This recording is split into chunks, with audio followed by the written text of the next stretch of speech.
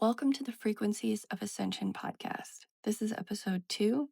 You are the healer you've been searching for. I'm Austin, and I have a wicked cold, so I apologize for the sound of my voice and random sneezing, sniffling, or coughing. Today, I'm going to talk about what's becoming more and more clear to me every day.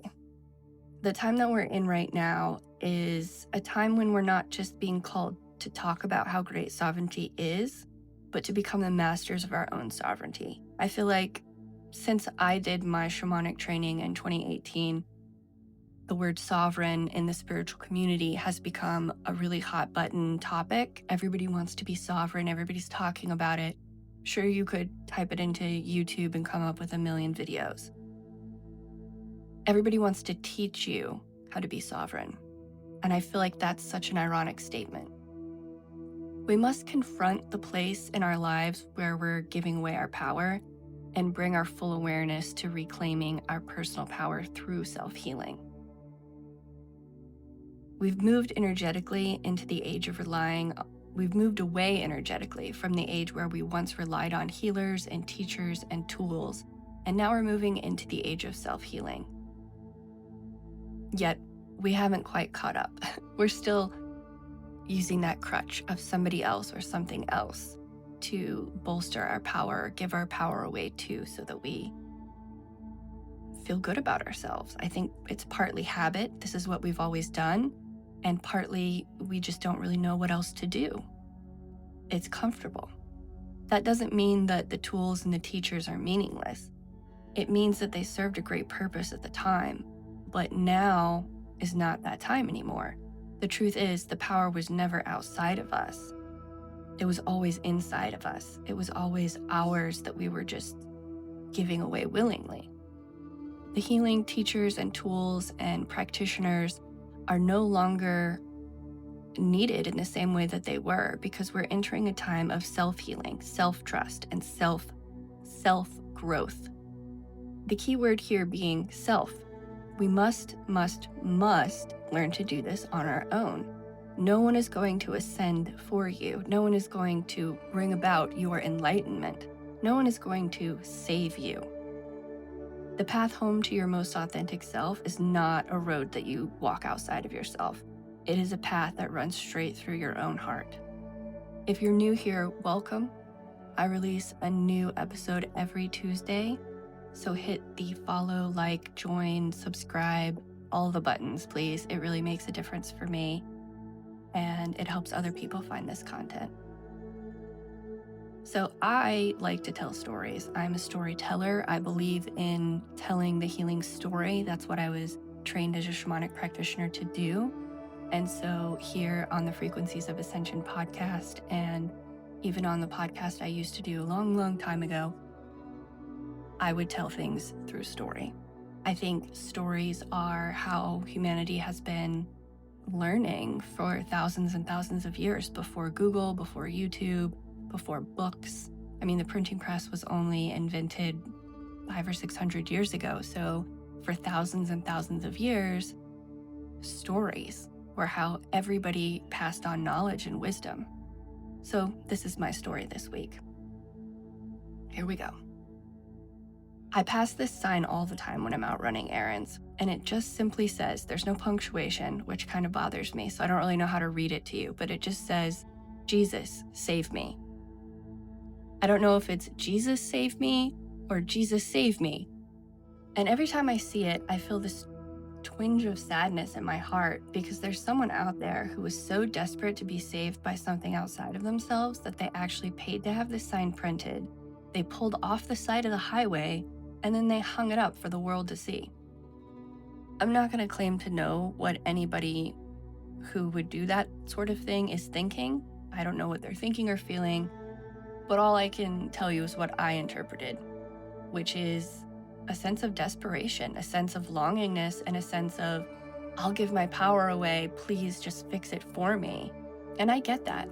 That desperation is real. But what hits me the most is, as humans, we work so hard to avoid the real solutions to our pain. We ignore our own hearts while reaching for something outside of us to fix us. yesterday when I drove by the sign, it practically screamed at me. I've seen it a dozen times, but yesterday when I saw it, it was just next level. I thought, I wish I could just pull over and write, "No, save yourself." But of course, it was the side of the highway. So instead of getting off the highway, I'm just going to sit here safely and tell you about it in my podcast. The truth is, I've been that person before, and I think many of us have. We've all wanted to be saved. The truth is, we've all been this type of person before. Maybe not to the extent that we hang signs on the highway, but many of us have lived through situations and maybe even long periods of our lives where we just want help. We just want someone to support us. But somewhere along the way of asking for support and needing help, we get lost in giving away our power and depending on other people. We become codependent on a crutch, like a church, a master, a guru, a healer, a system of ritual or healing, a medicine man, a medicine woman, an elder. There's all types of people that social media influencers, it could be anyone who seems like they know more than you. And I think a lot of us like to think that religious figures know more than us and they have more power than us, which I believe is not the case. I don't think that anyone has more power than you. I think that we all share an equal amount of power, an infinite amount of power, but many of us are just disconnected from our ability to feel that power and to wield that power. The shift we're in now is to learn how to master what is inside of us. We're no longer seeking the puppet holder, what do puppet holders do? The strings, puppet masters.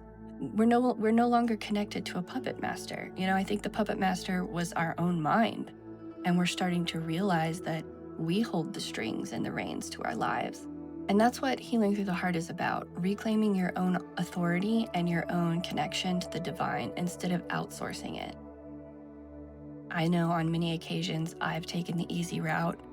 I've wanted someone to just do it for me. I've wanted someone to just fix it for me. But the outcome is never as good or as healing when you do it for yourself. And I think it often backfires too. If this resonates with you, let me know. Leave me a comment, share this episode, send it to somebody who you think might want to hear it. That's how this message finds people who need it the most. I'll be honest with you. As I said, I've fallen into this trap. I chased certifications. I went on spiritual retreats. I've done so many courses, all in hopes that someone else could fix me and take away the pain that I felt from the trauma of my childhood.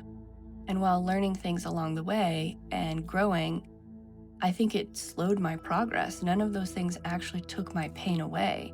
And instead of focusing on what needed to be healed, I was trying to learn someone else's system, somebody else's way of fixing things for themselves. And as we know, there's never one size fits all. We're all individuals.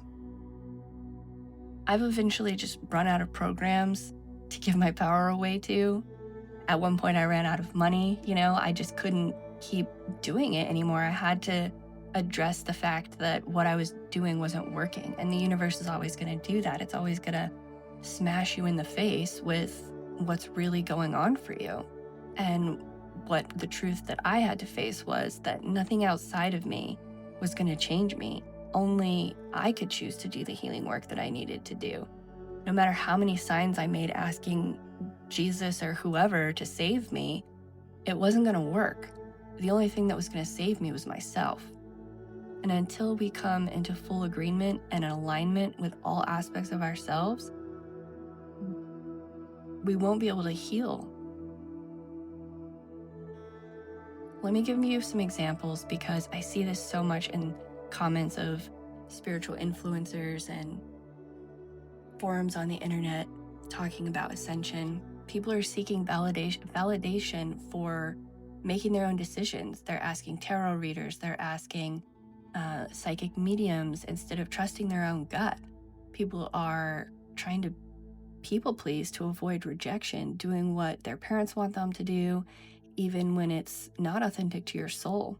Suppressing your own intuition because it feels irrational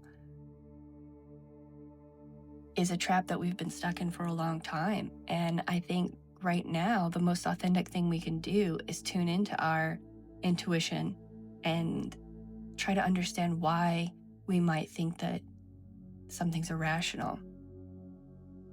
Depending on readers and mediums and influencers to tell you your path is just outdated. It set us back. Depending on a reader or a medium or a psychic or an influencer to tell you your path or to tell you the answers along your path is just hindering your own growth.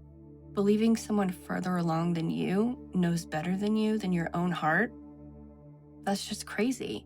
But we're so programmed to seek out blogs and videos and books and in-person people who project an air that says, oh, I've already been where you've been and this is how you can get here too.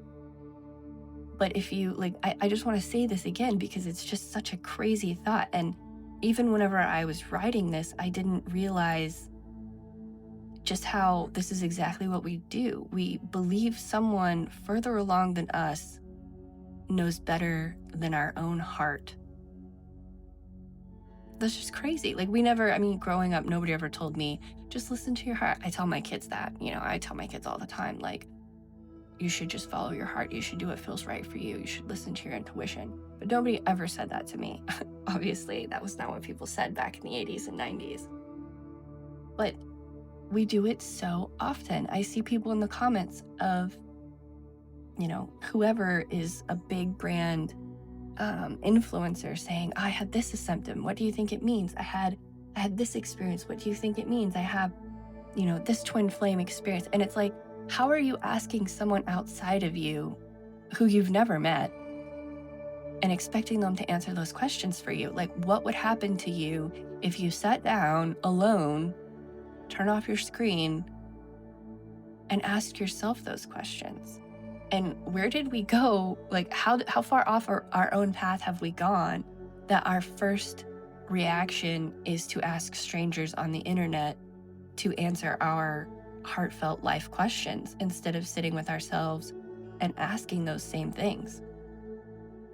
It happens with everything, like rituals and spiritual tools. I love crystals, but they're just a crutch. You can't go out and buy a pendant and think that it's magically going to fix your whatever problems. I think probably 4 or 5 years ago, I gave a coworker who was really struggling with quitting smoking a crystal that was supposed to help with that.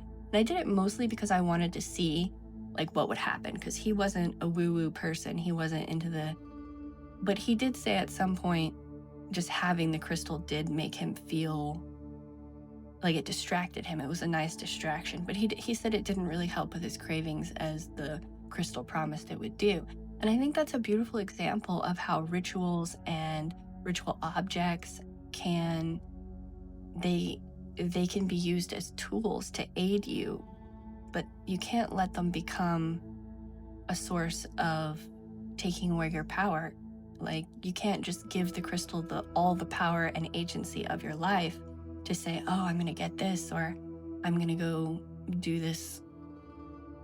I don't know, insert your favorite ritual. I love celebrating the pagan Sabbats, like winter solstice, the equinoxes. I used to make a loaf of bread and cut it in 4 sections and put it on the 4 edges of my property. And, it had obviously very old symbolic meaning, and I didn't expect it to do anything. And I think that's the difference. I did it because I liked the tradition, not because I expected it to bring me something. I did it because it was a way of connecting with my ancestors, which I feel can be empowering. But if you're doing it because you truly believe that it's going to bring you protection or a good harvest, or it goes back to that whole, if you don't do it and you sit around worrying that, oh no, I didn't put the bread in all 4 corners for this I think it was Mabon. It was Lunasol, celebrating the halfway point between the summer solstice and the fall equinox. So it's kind of like someone who has OCD. If they think that if they worry that they're not touching the doorknob 4 times and the world's going to end, they're giving away their power to the doorknob.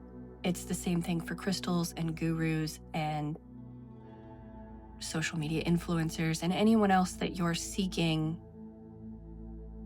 outside of yourself to give you that feeling of power and stability. The only person that can give you stability and power is yourself. And I think one of the easiest traps we fall into is comparing our path to someone else. Like when you're comparing your path to someone else, you're not actually giving away your power to that other person, but you're not giving the power to yourself either. It's kind of like this weird murky area. I struggle with this sometimes, but learning to meet people where they are and see them as the divine souls that they are without comparison, that's a practice in of itself. And it's a beautiful practice. I started working at a retreat center, and the leader of the retreat center seemed like so advanced. She spent her whole life meditating. She does all these retreats, and it was very humbling to see and get to know her and see that she was still just human. I think a lot of people would come to an event or a retreat and see her and be like, wow, I'm going to follow everything that she says and walk the way she walks, and then I'm going to become just like her. Or they point out all the ways that they're different. That comparison, the comparison of one that I made was, wow, she spent her whole life working towards this. She didn't have any kids. And I always feel that comparison of like, oh, being a mom means that I have so much less time to work on my own personal spiritual growth. But that is the way that we give away our agency. I'm not giving my agency and power away to the woman who was the instructor. And I'm not giving it to, my kids or to lifestyle. It's just, I'm not holding on to the agency of my life. I'm not taking responsibility. And when you're not taking responsibility for your own actions and you're comparing and judging, then you're just depleting your power resources. And so here's the harsh truth. If you're Googling how to reclaim your sovereignty, 99% of what you're going to find on the internet is a program that says, become sovereign. Let me teach you what worked for me. That's capitalism. And it's great. Everybody on the internet is selling you something. And many of the things that people are selling are useful. I've bought a lot of stuff that has been helpful, but that's not the most useful thing you could be doing. The most useful thing that you could be doing is spending your quiet time with yourself and asking yourself, how can I reclaim my sovereignty? How can I reclaim the agency over my life? In what ways can I stop comparing and judging and just allow it? Where am I giving away my power? Where am I giving away my time and energy every day or every week or every month? What am I doing that could be different? Could you imagine how different the world would be if this is what we did at the end of the day, or every week we all just kind of sat around and took a few minutes to ourselves for this kind of deep self-reflection? I think this problem shows up in smaller ways too. As I said, when I see people posting, what do these Ascension symptoms mean? Or why is my third eye tingling? Or asking anybody, even if it's a close friend or, a trusted psychic medium you've been going to for years, you're giving it away. Like, that could be an opportunity for your own personal growth. That could be an opportunity for you to reassert your sovereignty and reclaim an aspect of yourself. And I think the important aspect here isn't when can I, catching yourself in the moment of doing these things, but like the moment before. There's that point where you sit down and you even consciously or subconsciously, most people unconsciously, make a choice to seek outside themselves. Like, I need to ask my mom. I need to ask, my group of online friends on Facebook, or I need to go ask, so-and-so YouTuber on the video they just made. Before you start typing, before you make the phone call, before you send the text, that's when you can take a minute to ask yourself the very same question. And I'm not going to say that I'm good at doing this because it's taken me a long time to get to that point. But I'm going to ask you, what would your life be like if you did do that? How much of an impact would it make on you if you were able to, before you started asking outside yourself for something to answer you, you started asking yourself for the answers first? The truth is that sovereignty isn't about outsourcing your answers. It's about learning to trust your own inner compass, even when it feels messy and uncomfortable.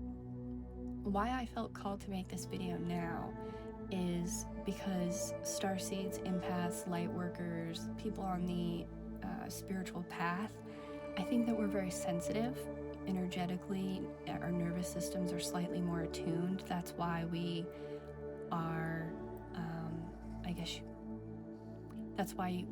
guess you would say, more of like a front runner. More people are waking up, but there's still people who have less heightened senses who aren't waking up yet. But as a star seed and a light worker and a spiritual seeker, our nervous system carries both trauma and wisdom, and we have more of an awareness of those things. The path forward isn't by bypassing. It's not by trying to disconnect from those things because they're painful. It's sitting with what hurts until the lesson is integrated.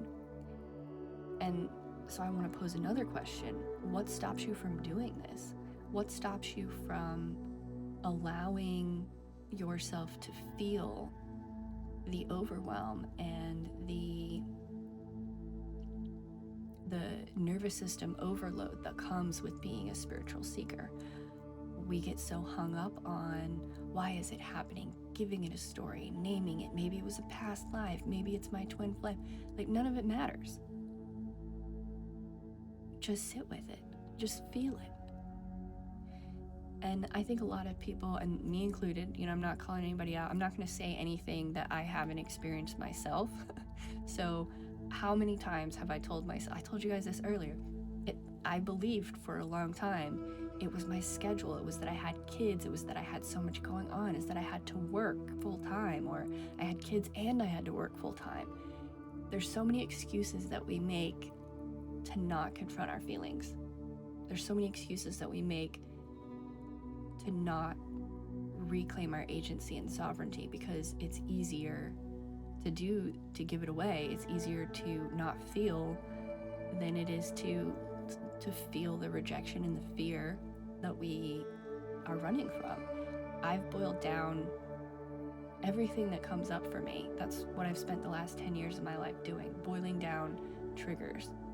And it always comes back to two things for me. So, it could be a little different for you, but I think most people come back to fear,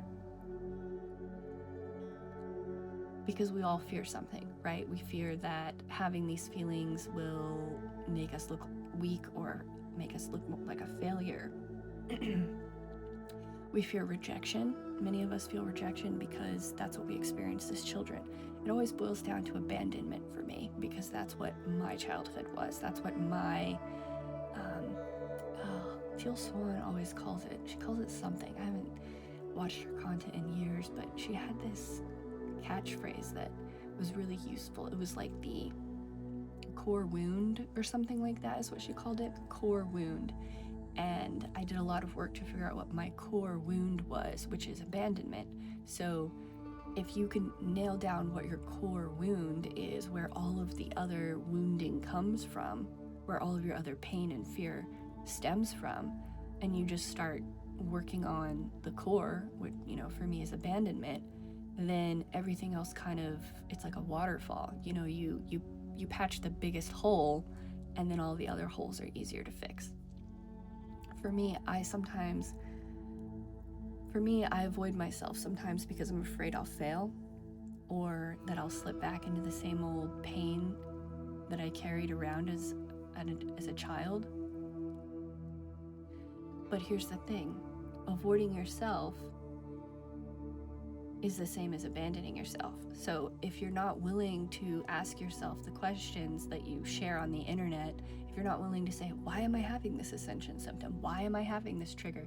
If you want to ask your mom or your sister or your Facebook friend or a guru on the internet why you're having something come up for you instead of asking yourself, that is self-abandonment. That is just me perpetuating the abandonment of my childhood.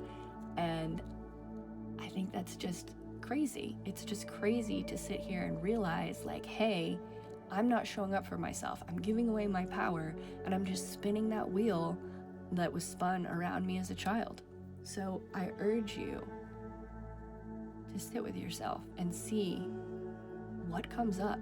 And when you feel the urge, like this is a signpost, this is a red flash for you to say, oh, okay, when you feel the need to pick up your phone or whatever device and ask someone else for their opinion or their advice on your spiritual growth, that is your intuition, that is your heart, that's your higher self giving you an opportunity to heal something that you need to heal. So stop giving away that opportunity to somebody else. It's there for you. Every day you get to choose. You get to give your power away or you get to reclaim it. Every time you pick up your phone and you ask the question to somebody else, that is an opportunity for you to regain your authority and every day that is an opportunity for you to regain your power or to continue giving it away as you always have. So this week's episode, that is the biggest takeaway. So today, episode 2 of the podcast, I invite you to sit with yourself, with your own intuition, with your own heart, and ask, where have I been giving away my power? And what would it look like if I reclaimed it now? I like to do this at night while I'm laying in bed, because then you can really, play the movie back in your head of what your day was like. Some people like to do it first thing in the morning. If you're a morning meditator, then I'm so jealous because I can't do that. But it doesn't have to be the same time every day. It could just be something different. And I highly encourage the practice of catching yourself in the moment of giving your power away, catching yourself in the moment of asking your coworker, asking whoever to identify who it is that you go to, your spouse. I do this with my spouse all the time. Like, I think that I need his opinion or his approval, and then afterwards I get that answer and I'm like, man, I feel like a deflated balloon after I go talk to my partner, because it's not his job to solve or answer or to deal with whatever it was that I brought to him. I always instantly realize it was my job, because I get that same sinking feeling every time where I'm just like, wow, that was my shit to deal with, not his. So identify it as it happens. And it's okay. You can identify it and bring your awareness. You can ask yourself, and then you can go ask someone else too. But as long as you're involving yourself, that's what's important. You don't need more courses. You don't need more certifications. You don't need any more teachers. You don't need more permission. You just need to become the master of your own sovereignty. The mastery of seeking is already within you. It's already speaking to you. It's already begging for you to listen. All you have to do is still your hands and open your ears. Or your heart. That sounds really poetic. I don't think I'm poetic enough for that. Now more than ever, the world needs you to hold as much light as you can. And that starts with healing your own stuff, healing your own blockages, anything that's blocking the energy flow and your chakras. That's what's being called to be answered right now, because the more light that you can hold, the more light we can bring into the world. Standing in your sovereignty allows you to become a beam of light. That's what allows all the frequencies and the codes to come in right now. The more that you clear your field of blockages and traumas and past baggage, the more room you allow for your power to come in. That's what we're being called to do right now. If this episode speaks to you, please take a moment to follow, like, subscribe, share, comment, hit the buttons, all those things that they constantly ask you to do. I'd love if you do that for me. It would be really cool, and it would help me out a lot. But, no pressure.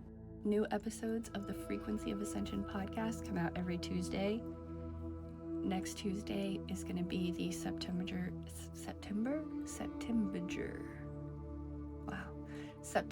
energy calibration. And let's hope that my voice comes back before then, or else it's going to be real special. Until then, may this light find you well, my friends.